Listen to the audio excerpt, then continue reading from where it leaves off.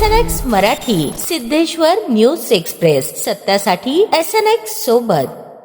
टॉलस्टॉयच्या गोष्टीचं उदाहरण देत उपमुख्यमंत्री एकनाथ शिंदे साहेबांच्या आजारपणावर अत्यंत असंवेदनशील वक्तव्य करणारे संजय राऊत.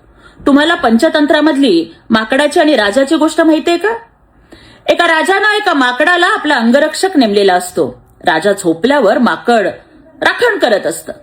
एक माशी उडत येऊन राजाच्या नाकावर बसते आणि माकडाला इतका राग येतो की पुढ्यात पडलेली तलवार उपसून माशी हकलण्याच्या नादात तो राजाचं नाक कापून टाकतो.